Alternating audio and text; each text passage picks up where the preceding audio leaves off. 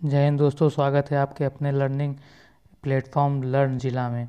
और आज आप सीखेंगे सीटेट की मैथ की पैडागॉजी। किसकी? सीटेट की मैथ की पैडागॉजी के बारे में। देखिए दोस्तों, जहाँ तक आपको लग रहा होगा कि पेपर जो हो रहे हैं वो पोस्टपोन हो रहे हैं, क्या हो रहे हैं? पोस्टपोन हो रहे हैं। लेकिन ऐसा नहीं है कि आपके पेपर नहीं होंगे, पेपर होंगे। देखिए, जो मैंने आपको इन्फॉर्मेशन दी है कि 20 दिसंबर से जैसे शेड्यूल के हिसाब से था 20 दिसंबर वालों का, वैसे पेपर आपके क्या हैं, कंटिन्यू हैं। तो ये पेपर होंगे। और जिनका कैंसिल हुआ उनका पेपर भी अब मान के चलिए कि जो सेकंड फेज़ था 1 तारीख से 13 जनवरी के बीच में, उन्हीं दिनों पे उनका भी पेपर करा लिया जाएगा। यह आप 100% मान के चलिए ही चलिए।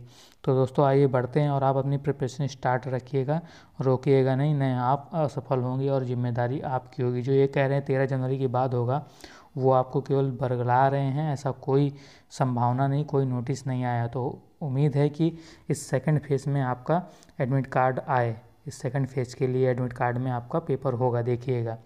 तो दोस्तों आगे बढ़ते हैं। सीटेट के लिए, सीटेट की पैडागॉजी की सीरीज़ थी, इसमें आज मैं आपको 40+ क्वेश्चन कराऊंगा।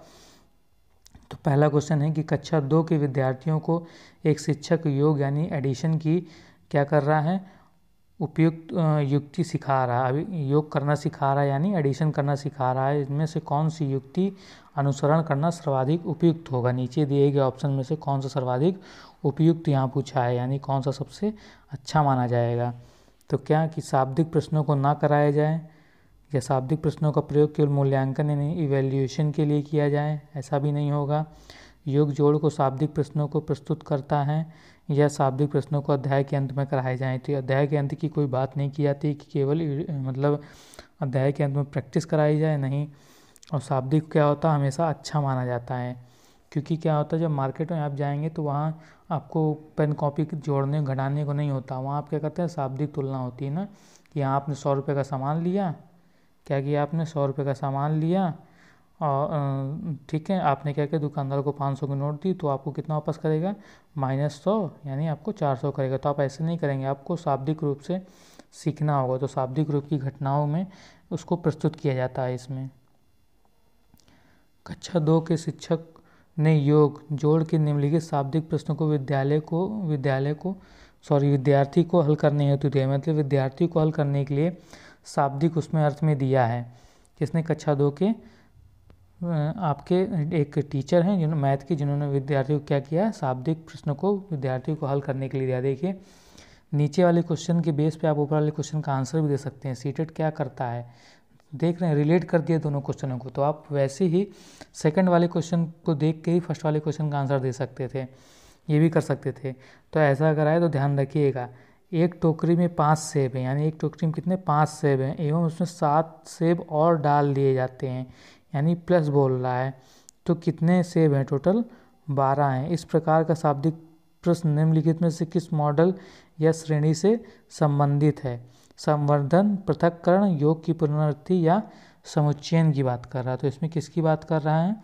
समुच्चयन की, वस्तुओं के संग्रह की बात कर रहा है, समुच्चयन की बात कर रहा है। 5 सेब पहले से तो 7 सेब और डाल दिए गए, यानी समुच्चयन की बात कर रहा है। गणित में त्रुटियों की एक महत्वपूर्ण भूमिका है, यह कथन कैसा है? मतलब गणित की त्रुटियों में एक महत्वपूर्ण भूमिका है, कथन कैसा है? गलत है, क्योंकि गणित में त्रुटियों को स्थान नहीं है, या गलत है क्योंकि त्रुटियां लापरवाही को दर्शाती हैं। ये मतलब ऑप्शन में दिया है। या सही है क्योंकि ये बोध कराती हैं कि बच्चे गणित की अवधारणा की किस प्रकार रचना करते हैं। या सही है क्योंकि बच्चों को उनके प्राप्तांकों के बारे में फीडबैक देता है। तो गलत है, क्योंकि गलत तो होगा नहीं, कि त्रुटियाँ कभी गलत नहीं होती हैं, कोई स्थान नहीं, ऐसा कोई बात कहा ही नहीं गया, लापरवाही का संकेत है नहीं, बच्चे लापरवाही भाई नहीं करते हैं, बच्चे भगवान को रूप में याद करें, नेगेटिव आंसर देना ही नहीं है, खत्म बात। अगर नहीं लिखा है क्वेश्चन, नेगेटिव नहीं देना, ध्यान रखिएगा पूरे सीटेट में। सही क्योंकि ये विद्यार्थियों को उनके प्राप्तांकों के बारे में फीडबैक देता है। ना भी ये प्राप्तांकों के बारे में फीडबैक के लिए सब काम नहीं होता है, तो किस लिए है, हमेशा पॉजिटिव में जाएंगे। हाँ सही है क्योंकि ये बोध कराती है कि बच्चे गणित की अवधारणा की किस प्रकार रचना करते हैं। कहीं उनकी अवधारणा ही तो गलत नहीं, जो आंसर वो गलत दे रहे हैं। तो राइट आंसर ये होगा सी। 2 या उससे अधिक 2 विमाओं वाली वस्तुओं के मापों यानी क्षेत्रफलों की तुलना करने के लिए निम्नलिखित में से कौन सा एक सर्वाधिक उपयुक्त है? अप्रमाणिक इकाइयों का प्रयोग करना, आकलन करना या प्रेक्षण करना या अध्यारोपण करना। यहाँ पे दो या दो से अधिक विमाओं वाली वस्तुओं की बात की जा रही है, यानी दो या दो से अधिक जिसकी क्या है, विमाएँ हैं, उनका क्षेत्रफल निकालना है आपको। तो इसके लिए क्या होगा, सबसे अच्छा क्या होगा इसके लिए, प्रेक्षण। प्रेक्षण का अर्थ क्या होता है, अवलोकन यंत्रों में उपयोग से डाटा की रिकॉर्डिंग करना। जो भी आपके पास यंत्र उनसे क्या करेंगे, डाटा की रिकॉर्डिंग करेंगे। और प्रेक्षण सबसे अच्छा इसका उपयोग होता है। दो या दो से अधिक विमाएँ वाली जितनी वस्तुएं होती हैं उनका क्षेत्रफल मापने के लिए तुलना में सुगमता होती है प्रेक्षण से। तो इसका क्या होगा, प्रेक्षण होगा। नेक्स्ट क्वेश्चन है, प्राथमिक स्तर पर गणित की पहेलियाँ मदद करती हैं। गणित की पहेलियाँ जो होती हैं प्राथमिक स्तर पर किस प्रकार से मदद करती हैं। कक्षा के प्रतिभा संपन्न विद्यार्थियों को पहचानने के लिए कि प्रतिभा में कौन सा विद्यार्थी कितना सर्वश्रेष्ठ है। नहीं, विद्यार्थियों को मनोरंजन प्रदान करने में क्या शिक्षा मनोरंजन के केवल मनोरंजन प्रदान करने के लिए होती है। नहीं, समस्या सुलझाने के कौशलों को परखने के लिए हम परखेंगे। नहीं, समस्या सुलझाने कौशलों को प्रोत्साहित करने के लिए। जी हाँ। इससे क्या होगा, देखिए बच्चों को कहानी पहेलियाँ ये सब बहुत अच्छी लगती हैं, तो इससे क्या होता है उनमें समस्या सुलझाने के कौशल जो होते हैं उनके लिए उन्हें प्रोत्साहित कर सकते हैं, आकर्षित कर सकते हैं, जिससे उनका प्रोत्साहन बढ़ेगा। गणितीय संचारण उल्लेख करता है। गणितीय संचारण किस चीज़ का उल्लेख करता है, गणितीय विचारों को समाहित और संगठित करने की क्षमता या समस्याओं को सुलझाने की क्षमता, गणित प्रश्नोत्तरी में भाग लेने का कौशल, गणित की कक्षा में बोलने की क्षमता।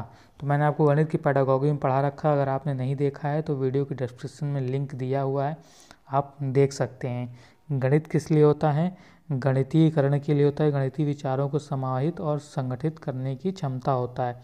पेडागॉजी मैंने आपको पढ़ाया है गणित की पेडागॉजी, तो आप इसको देख सकते हैं, लिंक दिया हुआ डिस्क्रिप्शन बॉक्स में। डायरेक्ट क्वेश्चन आएंगे उस पेडागॉजी से, याद रखिएगा 15 में 15। NCF 2005 के अनुसार प्राथमिक विद्यालयों में गणित पढ़ाने का मुख्य उद्देश्य निम्नलिखित में कौन सा नहीं है, पूछ लिया ना। पूछता है तो सबसे अच्छा मैथमेटाइजेशन, गणितीकरण इसका आंसर होता। लेकिन बच्चे की सोच विचार प्रक्रिया को गणितीय रूप देना, क्या NCF के अनुसार ये है। जी हाँ, गणितीय रूप तो देते ही हम, जाहिर सी बात है। बच्चे के संदर्भ में गणित का वर्णन करना, सेकंड ऑप्शन। थर्ड है समस्या समाधान के कौशलों को बढ़ाना, गणित की उच्चतर पढ़ाई की तैयारी करना। तो देखिए इसका गलत क्या होगा, गणित की उच्चतर पढ़ाई की तैयारी करने के लिए हम प्राथमिक विद्यालयों में गणित का मुख्य उद्देश्य नहीं है। हम क्या करते हैं, गणितीकरण का प्रयोग करते हैं, उसमें गणितीकरण की भावना उत्पन्न हो, बच्चे के संदर्भ में गणित का वर्णन करते हैं, यानी ऐसा नहीं केवल प्लस सीखे, शब्दों के रूप में भी ज्ञान सीखे, जिससे वो दैनिक जीवन से हम जोड़ते हैं, दैनिक जीवन में उसका उपयोग कर सके और समस्या समाधान को मतलब उसके अंदर कौशल डेवलप हो सके, दैनिक जीवन में उत्पन्न जो समस्याएं हैं उसको वह सुलझा सके। इसलिए हम किसका प्रयोग करते हैं, गणित का प्रयोग प्राथमिक विद्यालयों में हम करते हैं। देखिए मैंने पढ़ाया भी है कुछ चीज़ें कि किसने सिफारिश मतलब की थी, किसने नहीं की थी, कि कुछ ने सिफारिश की थी कि या कब तक होना चाहिए, क्लास 1 से 1 to 10 होना चाहिए या 1 to 8 तक होना चाहिए।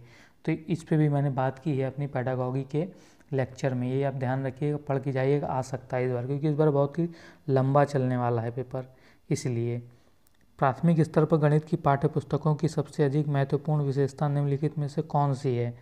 संकल्पनाओं का उच्चतर कक्षाओं में संबंध जोड़ना। देखिए प्राथमिक स्तर पर गणित की पाठ्य पुस्तकों की बात की जा रही है, क्या हो सकता है, या संकल्पनाओं को जटिलता से सरल रूप में प्रदर्शित करना, मतलब जटिल से सरल की ओर, या संकल्पनाओं को पूर्णतः श्रेणीबद्धता में प्रस्तुत किया जाना चाहिए, संकल्पनाओं को मूर्त से अमूर्त रूप में प्रस्तुत किया जाना चाहिए। तो जाहिर सी बात है, देखिए हम बात कर रहे हैं प्राथमिक स्तर पर, तो वहाँ पे हम क्या करेंगे, बच्चों को मूर्त से अमूर्त ले जाएंगे। कैसे, मूर्त से अमूर्त के रूप, यानी पहले देख कर ही थिंकिंग करना सिखाएंगे, उसके बाद फिर धीरे धीरे क्या करेंगे, अमूर्त की तरफ ले चलेंगे।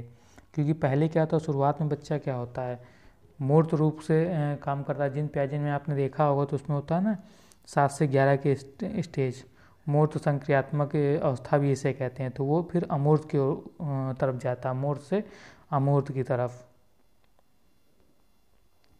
ज्यामितीय समझ को विकसित करने के लिए निम्नलिखित में से कौन सा श्रेणी क्रम सही है। इसमें क्या करना है, ज्योमेट्रिकल जो थिंकिंग है उसको विकसित करना है। तो इसके लिए कौन सा सही होगा, मानसिक चित्रण, औपचारिक निगमन, विश्लेषण और अनौपचारिक निगमन। तो याद रखिएगा सबसे पहली बात क्या है कि मानसिक चित्रण है, फिर देखिए अनौपचारिक निगमन तो लास्ट में आएगा, मानसिक चित्रण भी आपका पहले आएगा।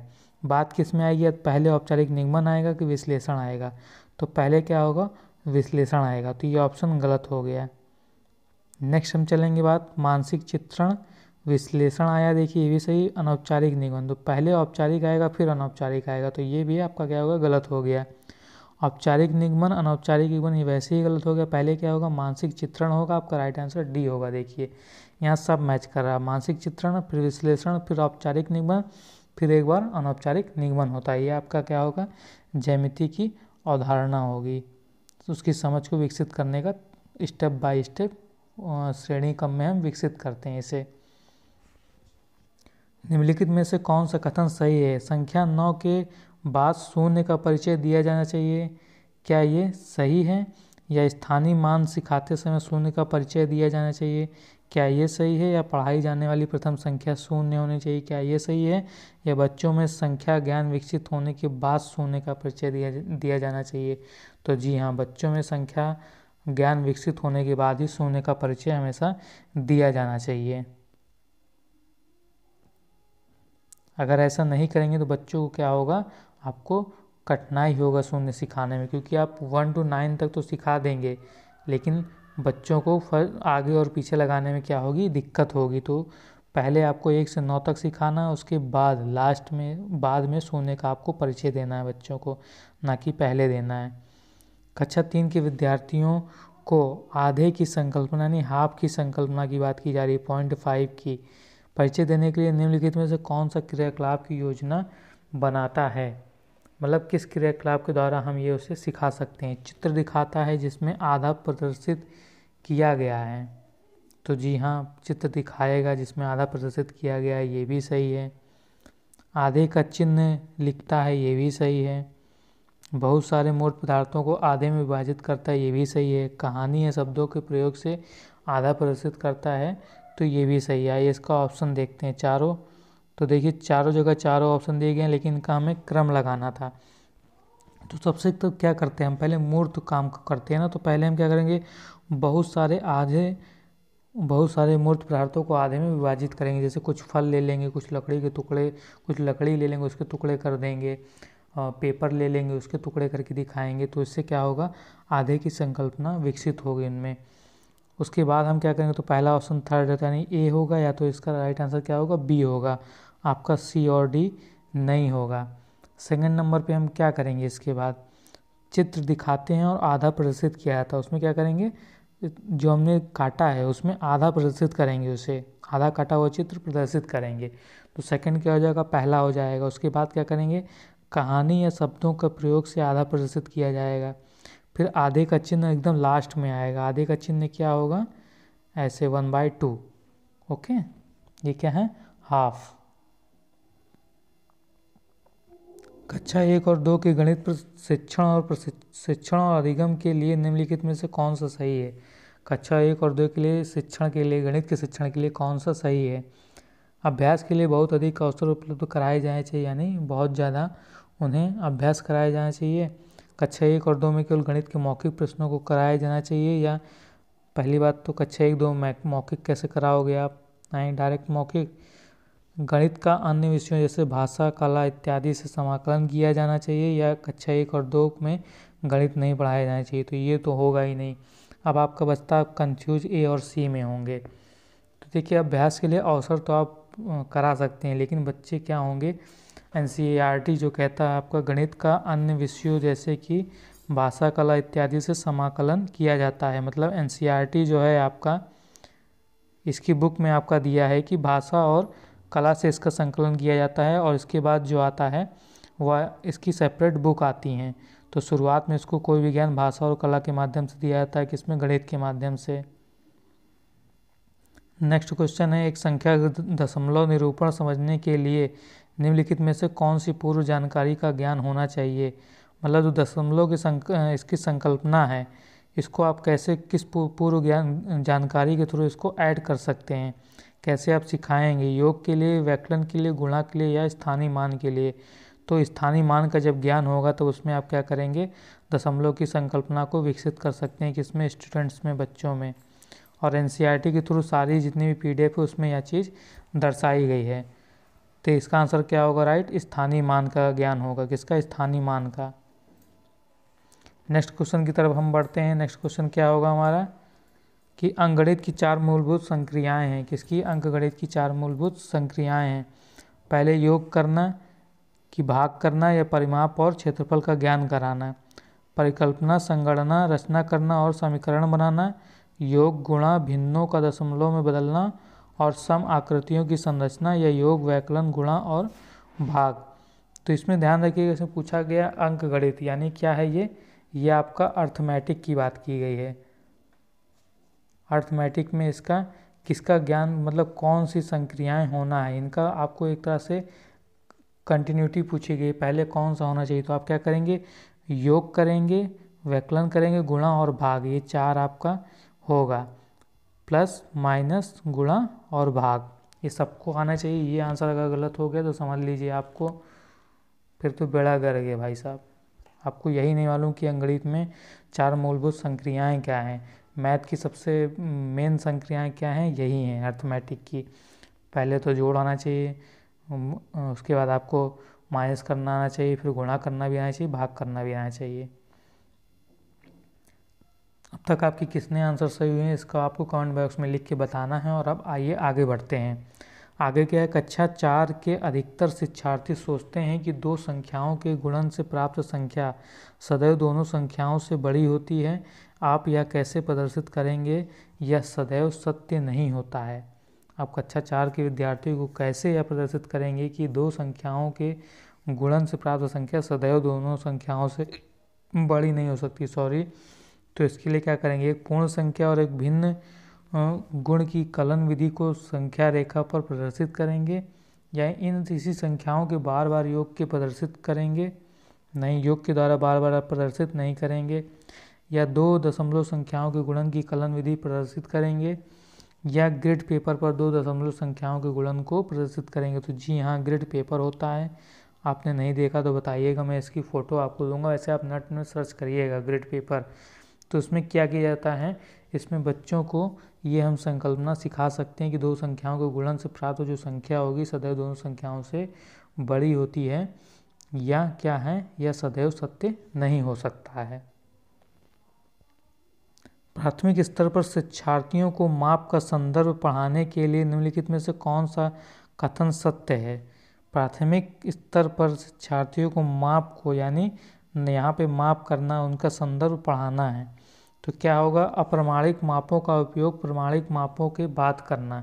पहला ऑप्शन क्या है, पहले अप्रमाणिक करेंगे फिर प्रमाणिक माप, मतलब पहले पटरी या प्रकार की सहायता से एकदम प्रमाणिक मापों का प्रयोग नहीं करेंगे, पहले आप नॉर्मल बीता के माध्यम से नापते हैं। ऐसे होता है ना, एक पूरा ऐसे 5 पंजों के बीच का एक बीता नाप लेते हैं ऐसे, या फीता लेके नाप लिया, कोई भी धागा लेके, वैसे करेंगे, या डायरेक्ट प्रमाणिक मापों का। प्रमाणिक मापों का उपयोग अप्रमाणिक मापों के बाद, मतलब पहले प्रमाणिक फिर अप्रमाणिक, कि केवल अप्रमाणिक मापों का उपयोग करना चाहिए या अप्रमाणिक मापों का उपयोग नहीं करना चाहिए। देखिए केवल वाला ऑप्शन तो ऐसा ही होगा। ओके, उसके बाद क्या दिया है, प्राथमिक स्तर की बात की जा रही है, और प्राथमिक स्तर क्या होता है आपका, कक्षा 1 से 8 तक होता है, कक्षा 1 से 8 तक। इसका राइट आंसर क्या होगा, पहले हम अप्रमाणिक मापों का उपयोग करेंगे, उसके बाद प्रमाणिक मापों का उपयोग करेंगे। प्राथमिक स्तर पर शिक्षार्थियों को माप का संदर्भ चूँकि हमें पढ़ाना है, तो पहले अप्रमाणिक होता है, देन उसके बाद प्रमाणिक मापों का उपयोग किया जाता है। इससे क्या होगा, इससे मापन की त्रुटियों का महत्व भी पता चलेगा और उसकी होने वाली गलतियां भी पता चलेंगी उनको। केवल आप एक बता देंगे कि प्रमाणिक माप का, तो उन्हें कैसे गलती है, कहाँ गलतियाँ होती है, उसका प्रयोग नहीं पता चलेगा। वास्तविक जिंदगी में गणित का संबंध बनाने के लिए और अंतर विषयों को विकसित करने के लिए निम्नलिखित में से किस मूल्यांकन योजनाओं का उपयोग किया जा सकता है। मतलब कौन सी इवैल्यूएशन योजनाएं हैं उनका उपयोग किया जा सकता है वास्तविक ज़िंदगी में इनसे संबंध और अंतर विषयों से संबंध विकसित करने के लिए। क्षेत्रीय भ्रमण, मौखिक परीक्षा और ड्रिल कार्य। देखिए मौखिक परीक्षा तो है होगी ही नहीं, वास्तविक की बात की गई तो मौखिक परीक्षा आप काट दीजिए, ये होगा नहीं। यानी इसके अलावा मौखिक परीक्षा आपका कहाँ है, सी में, ये भी नहीं होगा। आपने देख लिया ना, दो तो ऐसे ही आउट हो गए। उसके बाद आप देखिए दूसरा, सर्वेक्षण, परियोजना या जांच सूची, या क्षेत्रीय भ्रमण, सर्वेक्षण और परियोजना, ये आपके दो ऑप्शन हैं। तो इसमें क्या होगा, इसमें पहले आपका क्षेत्रीय भ्रमण, सर्वेक्षण व परियोजना का उपयोग किया जा सकता है। क्या, क्षेत्रीय भ्रमण, सर्वेक्षण और परियोजना का उपयोग राइट आंसर होगा इसका। गणित के कक्षा कक्ष में दृष्टिबाधितों के लिए निम्नलिखित में से किसका प्रयोग शिक्षा के साधनों के रूप में किया जा सकता है। मैंने जब आपको गणित की पेडागॉजी पढ़ाया है, उससे पहले एक वीडियो पढ़ाया था जिसमें गिन तारा वगैरह था, ये सब था, तो मैंने उसमें आपको बताया था। तो आप किसका उपयोग कर सकते हैं, जाहिर सी बात है वो क्या है, दृष्टिबाधित हैं, वीआई स्टूडेंट हैं, तो उन्हें जाहिर सी बात है दिखेगा तो है नहीं। तो यहाँ पे आप क्या करेंगे, कंप्यूटर, संख्या चार्ट, जियो बोर्ड लास्ट में है, तो जाहिर सी बात है अब इसमें क्या करेंगे, कंप्यूटर हुआ, देख देख के तो कर नहीं सकते हैं, तो यह आपका आंसर नहीं होगा। फर्स्ट क्या है, टेलर का गिन तारा, भिन्न का किट और संख्या चार्ट। वो संख्या चार्ट देखेंगे ही नहीं तो कैसे समझेंगे, वीआई बच्चे हैं। नेक्स्ट है संख्या चार्ट, कंप्यूटर, जियो, कंप्यूटर वैसे ही हट जाएगा। अगर आप देखिए कंप्यूटर की बात करें, कंप्यूटर होगा इसमें, कंप्यूटर में क्योंकि क्या होता है, कंप्यूटर ऑडियो वीडियो डिवाइस होती है, तो कंप्यूटर तो होगा। इसमें क्या, संख्या चार्ट लास्ट वाले में है तो ये हट जाएगा, इसमें संख्या चार्ट है ये हट जाएगा आपका, इसमें संख्या चार्ट है ये हट जाएगा। लेकिन टेलर का गिन तारा मैंने आपको बताया था और जियो बोर्ड तो मैंने आपको पढ़ाया ही है, तो ये दोनों देखिए ऑप्शन तो है इसमें। आपका एक कंप्यूटर जो होगा नया ऑप्शन होगा, लेकिन कंप्यूटर क्या है, ऑडियो विजुअल दोनों है, तो कंप्यूटर यहाँ आपका चल जाएगा। राइट आंसर क्या होगा, कंप्यूटर। आप संख्या चार्ट के माध्यम से नहीं पढ़ा सकते क्योंकि वह क्या होगा, केवल विजुअल है, ऑडियो नहीं है, ऑडियो वीडियो नहीं है उसमें। संख्याओं के संदर्भ में प्राथमिक कक्षा के बच्चे अर्थात वे बच्चे जिनकी आयु 8 से 9 वर्ष है निम्नलिखित में से किस समुच्चय में प्रवीण हैं। 8 से 9 वर्ष के बालक जो प्राथमिक कक्षा में हैं वह किस समुच्चय में प्रवीण हैं, वर्गीकरण, प्रतिवर्तिता और अनुपातिक विवेचन में प्रवीण होंगे, या आपका पंक्तिबद्धता, प्रतिवर्तिता और अनुपातिक विवेचना में, या पंक्तिबद्धता, वर्गीकरण और अनुपातिक विवेचना में, या पंक्तिबद्धता, वर्गीकरण और प्रतिवर्तिता में। तो पहले क्या होगा, ऐसे बच्चे क्या करेंगे, पंक्तिबद्ध करेंगे, किसको, चीज़ों को पंक्तिबद्ध करते हैं, उसके बाद उनका वर्गीकरण और प्रतिवर्तिता, मतलब उसका उलटफेर आगे पीछे वो होता है ना, पलटावी का गुण, तो ये भी यहीं पे विकसित होता है आपका 7 से 11 की एज में आ जाता है बच्चों में। तो इसमें बात भी क्या की गई, 8 से 9 एज की। तो यह आपका राइट आंसर होगा, पंक्तिबद्धता और वर्गीकरण और प्रतिवर्तिता, ये गुण उसमें आ जाता है बच्चे में। कक्षा 1 के एक शिक्षक ने एक विद्यार्थी को सभी वस्तुओं की गणना करने के लिए कहा, जिसमें पेन, रबड़, शार्पनर का संग्रह था। विद्यार्थी ने सभी वस्तुओं को एक रेखा में रखा और गणना शुरू किया। उसने 10 वस्तुओं के साथ कहा कि 2 पेन, 5 रबड़ और 3 शार्पनर हैं। आपके विचार से विद्यार्थियों की गणना के किस सिद्धांत या किन सिद्धांतों पर कठिनाई का सामना करना पड़ रहा है। तो इसमें किन कठिनाइयों का सामना उसे करना पड़ रहा है बच्चे को, अमूर्तन और असंगत क्रम सिद्धांत, या स्थिर क्रम और अमूर्तन सिद्धांत, या एकाकी संगतता का सिद्धांत। देखिए कक्षा 1 का बच्चा है, या अमूर्तन सिद्धांत। तो इसमें क्या होगा, कक्षा 1 का बच्चा है ना, तो अमूर्तन और असंगतता, असंगत क्रम सिद्धांत, ये दोनों उसमें क्या होगा। ना ही उसमें अमूर्त चिंतन आएगा, ना ही उसमें असंगत क्रम का सिद्धांत आता है, क्योंकि बच्चा क्या है अभी, या छोटा है।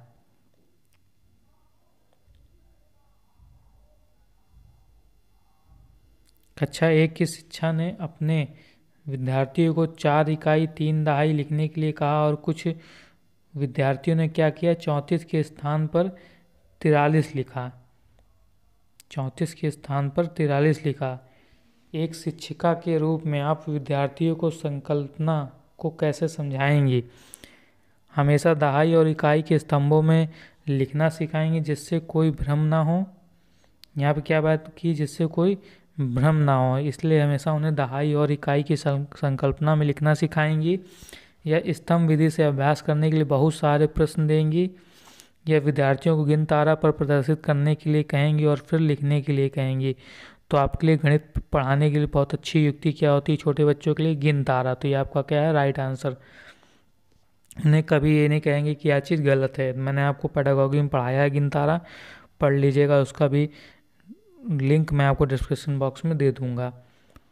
गणित में प्रतिचित्रण के लिए निम्नलिखित कथनों में से कौन सा सत्य नहीं है। प्रतिचित्रण के लिए कौन सा इसमें बोला है सत्य नहीं है। तो याद रखिएगा, इसमें नेगेटिव वाले को हमें क्या करना है, इसमें नेगेटिव वालों के लिए हमको हटाना है, इसमें बाहर करना नेगेटिव को। प्रतिचित्रण स्थानिक चिन्ह को बताता है, मतलब प्रतिचित्रण क्या होता है, स्थानीय मान को बताता है, या अनुपातिक विवेचना को प्रोत्साहित करता है, या गणित पाठ्यक्रम का भाग नहीं है प्रतिचित्रण, या प्रतिचित्रण का कोई गणित के कई विषयों से समाकलन किया जा सकता है। तो प्रतिचित्रण की बात की जाती है तो यह दरअसल भाग ही नहीं है, गणित का क्या है, भाग नहीं है। प्रतिचित्रण पाठ्यक्रम का भाग नहीं है या इसका सत्य बात नहीं है, क्योंकि प्रतिचित्रण क्या होता है, मैथ की बात की है तो मैथ में प्रतिचित्रण बहुत ही इम्पोर्टेंट होता है। इससे तथ्य बहुत ही अधिक स्पष्ट हो जाते हैं। हम क्या करते हैं, एक चार्ट में उसका प्रतिचित्रण कर देते हैं, तो ये क्या होगा, भाग है। गणित का एक भाग होता है प्रतिचित्रण, यानी इसका यह आंसर नहीं है। इसमें मतलब कौन सा सत्य नहीं है, इसने क्या लिखा है, प्रतिचित्रण गणित पाठ्यक्रम का भाग नहीं है, तो यह गलत है, प्रतिचित्रण गणित पाठ्यक्रम का भाग है। नेक्स्ट है, आकृतियों के निम्नलिखित पहलुओं में से किसका प्रथम स्तर में कोई संबंध नहीं है। इनमें से किसका प्रथम या प्राथमिक स्तर में कोई संबंध नहीं है। प्रतिरूप यानी पैटर्न का, कोण का, चौपड़ का और सममिति का। तो इसका आप जानते हैं, कोण का, आकृतियों की बात की जाए तो कोण का कोई उपयोग नहीं होता, प्राथमिक स्तर पर हम कोण के बारे में बात नहीं करते हैं। नेक्स्ट है, गणितीय खेल और पहेलियाँ मदद करते हैं। गणितीय खेल और पहेलियाँ किस चीज़ में मदद करते हैं, गणित के प्रति सकारात्मक अभिवृत्ति को विकसित करने के लिए गणितीय खेल और पहेलियाँ मदद करते हैं। तो आप क्या कहेंगे, हाँ जी बिल्कुल मदद करेंगे, यानी ये भी सही होगा। गणित और प्रतिदिन के विचारों में संबंध स्थापित करने में, जी हाँ, हम रोज की दिनचर्या के बारे में गणित से जोड़ते हैं उसको, ताकि बच्चा क्या कर सके, इसको अपने रियल लाइफ से जोड़ सके। किससे, रियल लाइफ से जोड़ सके। गणित को आनंददायक बनाने में करते हैं, जी हाँ, इससे क्या होता है, उत्साह बढ़ता है बच्चों का, क्योंकि बच्चे जो होते हैं खेल और पहेलियों में इंटरेस्ट लेते हैं, नरेशन में और कहानियों में क्या होते हैं, इंटरेस्ट लेते हैं, ये भी सही है। नेक्स्ट ऑप्शन आपका क्या है, समस्या समाधान के कौशलों को प्रोत्साहित करने में, जी हाँ, समस्या समाधान के कौशलों का भी इससे विकास होता है। तो इसका राइट आंसर क्या होगा, बी। चारों ऑप्शन इसमें क्या है, सही है। एक दिए हुए आयत और समांतर चतुर्भुज का क्षेत्रफल समान है, परंतु कक्षा 4 के अनेक शिक्षार्थियों ने उत्तर दिया कि समांतर चतुर्भुज का क्षेत्रफल अधिक है। शिक्षक शिक्षार्थियों को यह समझाने में किस प्रकार की सहायता कर सकता है कि दोनों के क्षेत्रफल समान है। मतलब कैसे शिक्षक समझाएगा शिक्षार्थियों को कि दिए हुए आयतन और समांतर चतुर्भुज का जो क्षेत्रफल है वह समान है।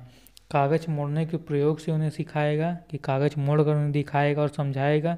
पैमाने का प्रयोग करेगा, यानी नाप के बताएगा, एक पैमाना लेगा, उससे क्या करेगा, उसको मेजरमेंट करके बताएगा, जी बोर्ड के माध्यम से बताएगा, या फिर आलेख यानी ग्राफ पेपर के प्रयोग से बताएगा। तो चूँकि कक्षा 4 का विद्यार्थी, तो उसे क्या करेंगे, आलेख ग्राफ पेपर के प्रयोग से उसे हम बता सकते हैं। मैंने आपको बताया था ग्राफ पेपर कुछ ऐसा होता है, देखिएगा मैंने आपको पढ़ाया है, उसमें ऐसे छोटे छोटे खाने बने होते हैं, और 1 सेंटीमीटर क्या होता है, 1 स्क्वायर फीट का, यहाँ 1 स्क्वायर फीट होता है। ऐसे मैंने इसका पैमाना बताया है, देखिएगा यहाँ पे हर खाना 1 सेंटीमीटर स्क्वायर के लिए होता है, सॉरी 1 सेंटीमीटर स्क्वायर होता है हर खाना, या 1 स्क्वायर फीट होता है, ऐसे कुछ मैंने आपको देखिए होगा, पढ़ाया होगा आपके इसमें। राष्ट्रीय पाठ्यचर्या की रूपरेखा 2005 के अनुसार प्राथमिक स्तर पर गणित शिक्षण का उद्देश्य कौन सा नहीं है, नहीं है, नहीं है, ये हमेशा ध्यान रखिएगा। बहुत ऐसे क्वेश्चन आते हैं, नहीं है, नहीं है, और आप हाँ करके चले आएंगे कोई भी एक, पॉजिटिव आंसर लगा के चले आएंगे, नहीं नहीं देखेंगे तो। गणित में उच्चतर और अमूर्त पढ़ाई की तैयारी कराना कौन सा नहीं है पूछा था, तो इसका पहला ही मैंने देखिए ऐसा ही सेम क्वेश्चन आपको कराया था। तो कौन सा उद्देश्य नहीं होता, गणित में उच्चतर और अमूर्त पढ़ाई की तैयारी करना नहीं होता है। नेक्स्ट क्वेश्चन है, गणित में भयभीत होने और उसमें असफल होने के लिए निम्नलिखित में से किसी एक कारण नहीं माना जा सकता। मतलब कौन सा एक कारण है जो नहीं है गणित के फेल होने में, असफल होने में या भयभीत होने में।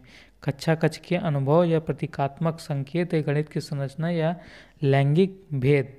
तो ऐसा कौन सा ऑप्शन है जो इसके किसमें नहीं है, असफल होने या भयभीत होने में नहीं माना जाता है।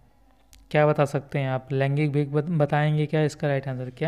क्या आप इसका लैंगिक भेद बताएंगे? तो याद रखिएगा इसमें बहुत से बच्चे कंफ्यूज होते हैं कि इसका आप बता सकते हैं कक्ष में अनुभव या गणित की संरचना ही बता सकते हैं, लेकिन इसका क्या होगा, लैंगिक भेद होगा।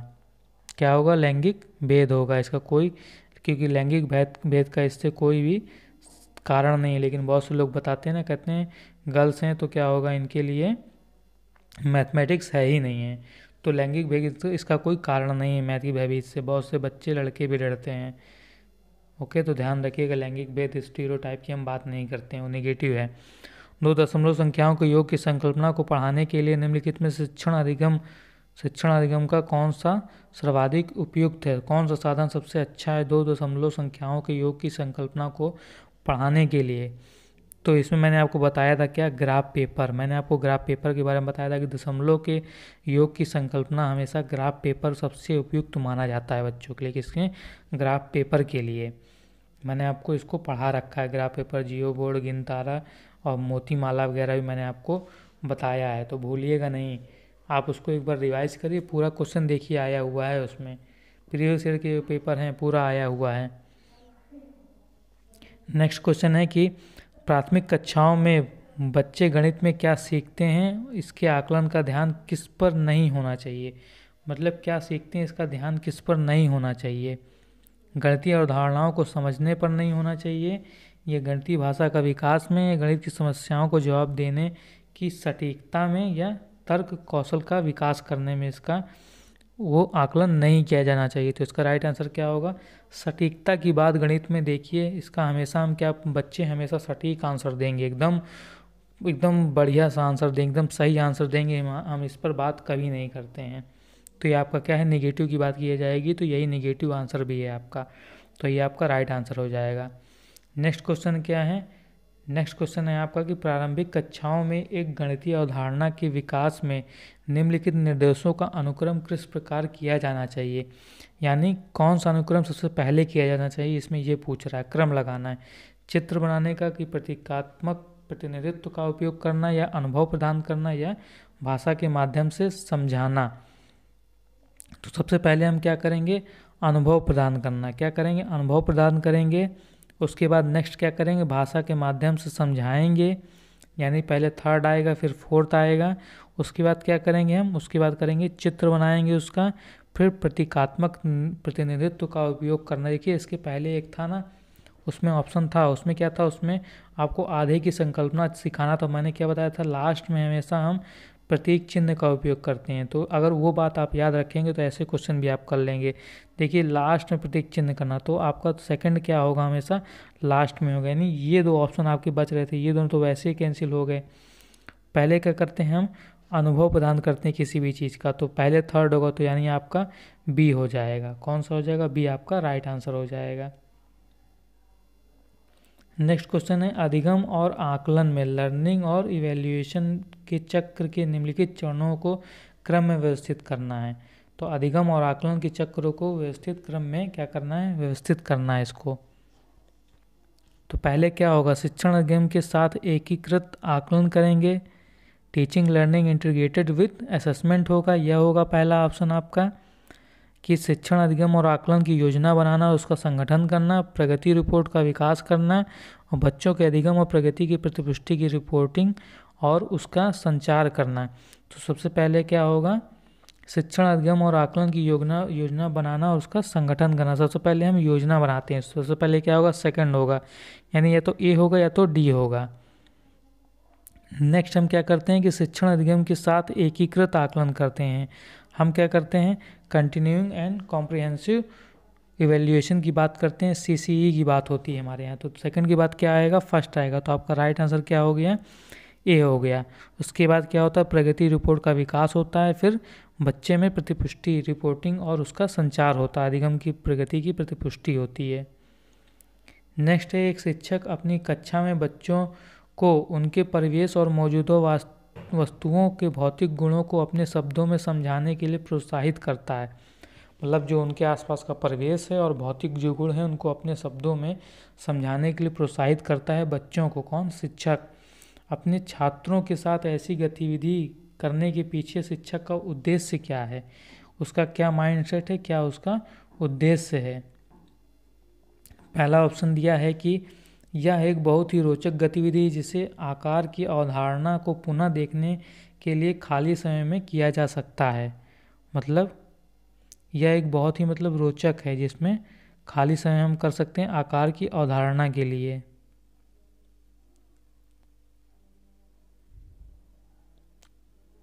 सेकंड पे हम बात करते हैं, बच्चे अपनी भाषाओं में वस्तुओं को समझाने का आनंद लेते हैं, जैसे कि वे डम्ब शराट्स खेलने का आनंद लेते हैं, प्लेइंग डम्ब कार्ड्स। नेक्स्ट है कि यह बच्चों को अनौपचारिक रूप से किसी वस्तु के भौतिक गुणों का निरीक्षण करने का अवसर देता है और जो आकारों के बारे में उनकी सोच का या उनकी समझ का गहन बनाता है, यानी बहुत ही गौड़ बनाता है। नेक्स्ट ऑप्शन क्या है कि यह एक उपयोगी गतिविधि है जो एक बच्चे को आकार का परिचय प्रदान करती है। तो यह क्या है, शिक्षक द्वारा अपनी कक्षा में उनके परिवेश और मौजूद जो वस्तुएं हैं उनके भौतिक गुणों को अपने शब्दों में प्रोत्साहित करने के लिए कहना। इससे क्या होगा बच्चों में, इससे जो बच्चों में होगा वह भौतिक गुणों को निरीक्षण करने का अवसर देगा और आकारों के बारे में उनकी समझ को गहन बनाता है। मतलब बहुत ही एकदम गहन बना देता है, अंडरस्टैंडिंग उनकी जो होती है वो डीप होती है, बहुत ही डीप अध्ययन होता है इससे उनका। अशिक्षित दुकानदार द्वारा उपयोग किए जाने वाले गणित क्या होते हैं, जो अशिक्षित होते हैं, इलिटरेट शॉपकीपर होते हैं, उनके द्वारा उपयोग की जाने वाली गणित क्या होती हैं। गणित कक्षा में उपयोगी नहीं है, तो नहीं जी, उपयोगी होती है। सभी गणितीय समस्याओं को हल करने में बहुत उपयोगी है, नहीं। सभी गणितीय समस्याओं को हल करने में बहुत उपयोगी तो नहीं है।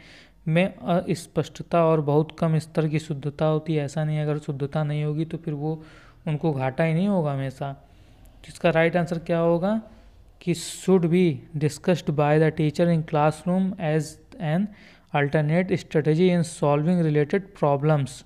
मतलब संबंधित समस्याओं को हल करने में वैकल्पिक रणनीति के रूप में, ये देखिए, वैकल्पिक रणनीति के रूप में कक्षाओं में शिक्षकों द्वारा चर्चा करने के लिए प्रयोग किया जाना चाहिए। जैसे हमारे यहाँ 99 को कभी कभी जानते हैं क्या बोलते हैं, 1 कम 100, 98 को 2 कम 100, 97 को 3 कम 100। तो ऐसा भी आप अगर बात करेंगे आपकी यूपी साइड में बुंदेलखंड में ऐसा प्रयोग किया जाता है लैंग्वेज। 2 कम 100, 3 कम 50। तो ये सब क्या होता है, चर्चाएं इस पर की जानी चाहिए, ये भी एक वैकल्पिक साधन हो सकता है बच्चे के लिए। एक शिक्षक को गणित कक्षा में बच्चों के लिए विषम समूह को कैसे संभालना चाहिए, मतलब विषम समूह को कैसे संभालेगा टीचर। एक ही क्षमता वाले बच्चों को एक समूह, देखिए एक ही समूह में रखने की, सेग्रीगेशन की बात हम करते नहीं हैं कि बच्चों को बांट देंगे, अच्छे को उसके बाद उससे कम को उससे कम ग्रुप में, ऐसे नहीं बांटते हैं। एक ही कक्षा में सभी बच्चों को एक साथ समूहित रखकर, मतलब कि एक ही साथ समूह में रखकर कैसे करेंगे। या फिर थर्ड, अलग अलग क्षमता वाले बच्चों को एक साथ समूहित रखकर ताकि वे एक दूसरे से सीख सकें। तो ये क्या होगा, ये बात आपकी राइट होगी इसमें कि अलग अलग जितने भी क्षमता वाले बच्चे हैं उनको एक ही साथ रखेंगे ताकि वह एक दूसरे से सीख सकें और अपनी क्षमता को डेवलप कर सकें। तो इसका राइट आंसर क्या होगा, सी होगा। Bye grouping the children of different abilities, मतलब जिनमें अलग अलग योग्यताएं होंगी उन सबको एक साथ रखकर। गणित में सीखने के प्रतिफल इसलिए विकसित किए गए हैं ताकि गणना के लिए बच्चों को लघु विधियां बताई जाएं। तो गणित में प्रतिफल इसलिए किस लिए किया गया है, डेवलप आउटकम्स, या विभिन्न शैक्षणिक सर्वेक्षणों में बच्चों की उपलब्धि बढ़ाई जाए, या बच्चों द्वारा हासिल की जाने वाली कक्षावार दक्षता और कौशल को परिभाषित किया जाए या वर्ष की अंत की परीक्षाओं के लिए बच्चों को तैयार किया जाए। तो इसका क्या होगा, इसका भी राइट आंसर सी होगा कि बच्चों द्वारा हासिल की जाने वाली कक्षावार दक्षता और कौशल को परिभाषित किया जाए इसमें।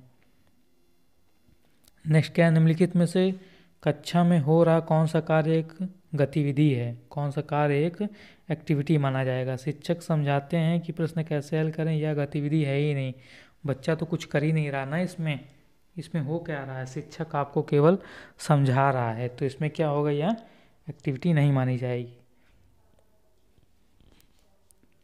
नेक्स्ट ऑप्शन क्या है, नेक्स्ट ऑप्शन है कि बच्चों द्वारा कविता के रूप में गिनती का वाचन, इसमें भी क्या होगा, इसमें कोई एक्टिविटी नहीं है, ये भी क्या होगा, रॉन्ग आंसर होगा।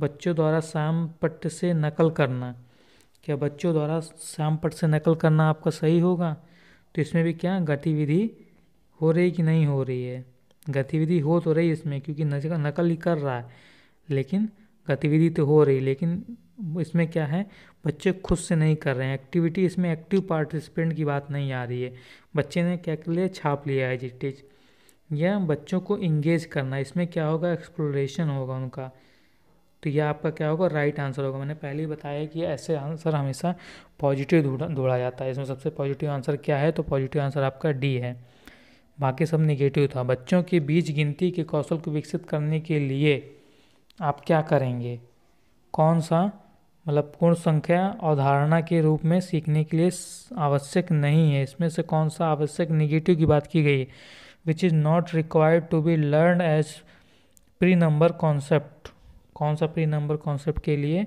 सही नहीं है, 1 to 1 या क्रमबद्धता या फिर संख्या नाम यादृच्छिक रूप से पढ़ना या क्रिएटिंग ग्रुप यानी समूह बनाना। तो संख्या नाम यादृच्छिक रूप से पढ़ना, रैंडमली संख्या का नाम पढ़ना, या क्या एक कॉन्सेप्ट नहीं है, प्री नंबर कॉन्सेप्ट नहीं है। तो राइट आंसर क्या था उसका, सी था। एक बच्चे से यह पूछने पर कि क्षेत्रफल क्या है, लंबाई इंटू चौड़ाई उत्तर दिया उसने, क्षेत्रफल की अवधारणा के बारे में बच्चे की समझ के बारे में आप क्या कह सकते हैं, उसने क्षेत्रफल पर लंबाई इंटू चौड़ाई आंसर दिया आपको। बच्चे को क्षेत्रफल की अवधारणा के बारे में कोई जानकारी नहीं है, अगर जानकारी नहीं होती तो वह कैसे देता, तो यह आपका आंसर नहीं होगा, वह कैसे बताता लंबाई इंटू चौड़ाई। बच्चे ने किसी भी बंद आकार के क्षेत्रफल के सामान्य विचार को आयत के क्षेत्रफल के रूप में उपयोग किया, यह बच्चा सही कह रहा है कि क्षेत्रफल इंटू लंबाई इंटू चौड़ाई, चौड़ाई इंटू लंबाई, लंबाई इंटू चौड़ाई जो बोलना बोल सकते हैं, तो यह अवधारणा उसने की। या फिर नेक्स्ट ऑप्शन क्या था कि बच्चा क्षेत्रफल और परिमाप की अवधारणा के बीच में उलझन में है, तो ऐसा कुछ नहीं। देखिए बच्चे ने जो दिया वो आयत के क्षेत्रफल के रूप में उपयोग किया, सामान्य प्रकार के एक बंद जो सामान्य प्रकार का आयत होता है, जैसे यही आपको बता दिया है, ये क्या है, ये मैंने बना दिया आयत पूरा ये, तो उसने लंबाई इंटू चौड़ाई, ये आपकी लंबाई होगी, उसको चौड़ाई ये बता दिया है, उसने क्या बताया, क्षेत्रफल बता दिया है। तो राइट आंसर क्या है, राइट आंसर सी होगा उसका। गणित सीखने के संबंध में निम्नलिखित में से कौन सा कथन सत्य है, यहाँ से कौन सा कथन सत्य होगा आपका, राइट कौन सा है कि गणित सीखने के लिए एक कठिन विषय है, वाकई में कठिन है नहीं जी, आप अच्छे से पढ़ाएंगे नहीं बच्चों को तो कैसे आसान लगेगा उसे, आप उसे वास्तविक जीवन से जोड़ेंगे नहीं, किसी भी सब्जेक्ट को, गणित छोड़िए कोई भी सब्जेक्ट आप पढ़ रहे हैं, वास्तविक जीवन से अगर आप नहीं जोड़ सकते हैं तो वह रुचि नहीं लेगा बच्चा उस सब्जेक्ट में, और वह कठिन हो जाएगा उसके लिए आगे चलकर। तो ये चीज़ आप ध्यान रखिएगा, आप टीचर हैं, आपको आसान बनाना, ना कि बच्चे को। आमतौर पर लड़कियां गणित में कमज़ोर होती है, जेंडर स्टीरियोटाइप की बात करनी ही नहीं, ये क्वेश्चन आया है देखिए 16 तारीख में फर्स्ट शिफ्ट में आपका कल के जेंडर स्टीरियोटाइप से क्वेश्चन आया था आपका सीडीपी में, तो याद रखिए जेंडर स्टीरियोटाइप से क्वेश्चन बनता ही बनता है। एवरीबडी कैन लर्न मैथमेटिक्स, हर कोई गणित सीख सकता है, क्या एवरीबडी कैन लर्न मैथमेटिक्स, क्या हर कोई गणित सीख सकता है, या फिर गणित केवल कठोर अभ्यास से सीखा जा सकता है। भाई साहब गणित केवल ऑनली का प्रयोग यहाँ कर दिया है, नहीं तो यह आंसर कर सकते थे, लेकिन कठोर अभ्यास से क्यों, आप उसको दैनिक जीवन से जोड़िए ना, वो सीखेगा, रुचि लेगा। आप दैनिक जीवन से सीखें जोड़ेंगे नहीं तो कैसे रुचि लेगा, तो हर कोई गणित सीख सकता है, यह बात सत्य है। इसमें पूछा था कौन सा कथन सत्य है, तो यही बात सत्य है कि हर कोई, everybody can be learn it, हर कोई सीख सकता है। पाइथागोरस प्रमेय को सिखाने के लिए एक शिक्षक ने एक शीट वितरित की जिस पर समकोण वाले 4 त्रिभुजों को खींचा। देखिए समकोण क्या होता है, एक कोण जिसका 90 एंगल डिग्री हो, ये समकोण है आपको। ऐसे उसने क्या किया, 4 त्रिभुजों को खींचा और भुजाओं के बीच संबंध खोजने के लिए गया कहा। 4 त्रिभुज खींचे गए और चारों की भुजाओं के बीच संबंध की बात की गई कि संबंध खोजें विद्यार्थी। उपयुक्त परिस्थिति में शिक्षक ने प्रयोग किया है, कौन सी विधि का इसमें प्रयोग किया है, आगमन, निगमन, व्याख्यान या प्रयोगशाला। तो देखिए ना लेबोरेटरी मेथड है, या ना ही लेक्चर है, ना ही इसमें कोई भी डिडक्टिव मेथड है। ये आपका क्या होगा, आगमन विधि होती है, हमेशा क्या होती है, आगमन विधि होगी। उसमें क्या होगा, इसमें आगमन विधि है, क्योंकि आगमन विधि में आप क्या करते हैं, पहले उदाहरण प्रस्तुत करते हैं, देन आप उसके बारे में क्या करते हैं, फिर आपको बताते हैं। यानी पहले उदाहरण आता है आगमन में, देन रूल आता है। तो यहाँ पे शिक्षक ने किया क्या, इसने 4 समकोण के बारे में बता दिया, सॉरी क्या, 4 समकोण चित्र बनाए हैं। तो पहले इसने उदाहरण दिया है, तो क्या होगा, आगमन विधि होगा, या क्या होगा, इसका आगमन विधि होगा। नेक्स्ट है, निम्नलिखित में से कौन सा कथन संकल्पना मानचित्र के बारे में सत्य नहीं है, कौन सा सत्य नहीं है, कॉन्सेप्ट मैप के बारे में। संकल्पना मानचित्र अंतर संबंधित अवधारणाओं और उन्हें जोड़ने वाले लिंक का संग्रह करता है। कौन सा इसमें पूछा है, सत्य नहीं है, तो जी हाँ करता है, या लिंक जोड़ता है। संकल्पना मानचित्र अंतर संबंधित अवधारणाओं और उन्हें जोड़ने वाले लिंक को कनेक्ट करता है, प्रस्तुत करता है, सही है। संकल्पना मानचित्र केवल शिक्षकों द्वारा बनाया जाता है, जी नहीं, यह आपका सही नहीं होगा। इसमें ये पूछा था, सत्य नहीं है। कॉन्सेप्ट मैपिंग कोई भी कर सकता है, स्टूडेंट भी करेगा, हर किसी के मन में क्या होता है, विचार होते हैं, कॉन्सेप्ट होते हैं, संकल्पना उत्पन्न होती हैं, तो यह केवल शिक्षक द्वारा नहीं होगा, यह उसका क्या होगा, राइट आंसर होगा। क्योंकि इसमें सॉरी, इसमें नहीं पूछा था ना, तो इसका क्या होगा, राइट आंसर क्या होगा, बी। तो दोस्तों कैसी लगी आपको क्लास, ज़रूर बताइएगा। आप अगर चैनल में नए हो, चैनल को सब्सक्राइब करिए और वीडियो को लाइक और शेयर ज़रूर करिए, प्लीज़ लाइक एंड शेयर। तो दोस्तों आप यही सेम क्वेश्चन ऐसे ही आएगा, याद रखिएगा। और अगर आप चैनल में नए हो तो इसे सब्सक्राइब जरूर करिए।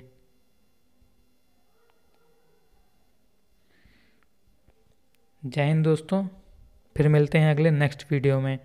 और कल से मैं आपको चालू करने वाला हूँ यूपी टेट के लिए। तो जो बच्चे यूपी टेट के लिए पढ़ना चाहते हैं, 23 जनवरी को यूपी टेट प्रस्तावित हो, ज़रूर आएंगे। कल से यूपी टेट के लिए करीब 25+, जी हाँ 25+ थ्योरिया में पढ़ाऊँगा CDP में। उनको कोई नहीं पढ़ाता यूट्यूब में, ध्यान रखिएगा ढंग से। मैं 1-1 घंटे की ले जाऊँगा, आधे से 1-1 घंटे का लेक्चर हो जाएगा, लेकिन पढ़ाऊँगा जरूर। 25+ की बात कर रहा हूँ, 25+, 25 दिन में 25 थ्योरियाँ पढ़ाऊँगा कम से कम। और इन्हीं से आएगा पूरे यूपी टेट में 30 CDP। धन्यवाद दोस्तों, जय हिंद, नमस्कार।